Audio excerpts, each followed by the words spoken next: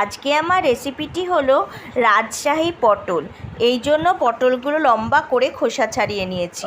যা লাগবে সেটা হলো টক দই, আদা, লঙ্কা আর কাজু বাদাম। পটলগুলো খোসা ছাড়িয়ে নুন হলুদ মাখিয়ে রেখে দিয়েছি। কড়াইতে সর্ষের তেল গরম করতে দিয়েছি। নুন হলুদ মাখানো পটলগুলো এবার একে একে ভাজার জন্য ছেড়ে দিলাম। সাইড থেকে একটু চিড়ে নিয়েছি, তাহলে পটলগুলো হঠাৎ করে ফেটে গিয়ে তেল ছিটার সম্ভাবনা থাকে না। এবার সমস্ত পটলগুলো ভাজতে দিয়ে দিয়েছি। ভাজা হয়ে গেলে আমি একটি পাত্রে পটলগুলোকে সব নামিয়ে রেখে দিয়েছি।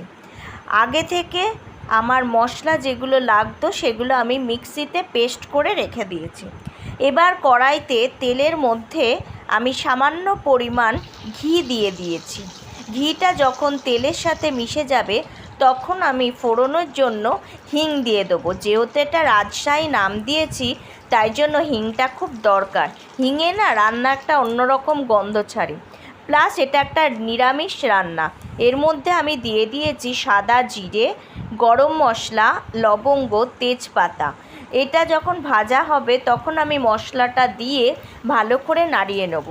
আর যেটা দিয়েছি হলুদ গুঁড়ো, স্বাদ অনুসারে নুন এবং চিনি, সবগুলোকে আমি ভালো করে কষিয়ে নেব। দেখো আমার মশলায় তেল ছাড়তে শুরু করেছে। এবার আমি দিয়ে দেবো, ভালো গন্ধ যাতে বেরোয় তার জন্য একটুখানি কসুরি মেথি।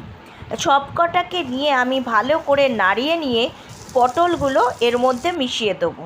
দিয়ে একটু কষে নিয়ে সামান্য পরিমাণ জল দিয়ে দেবো।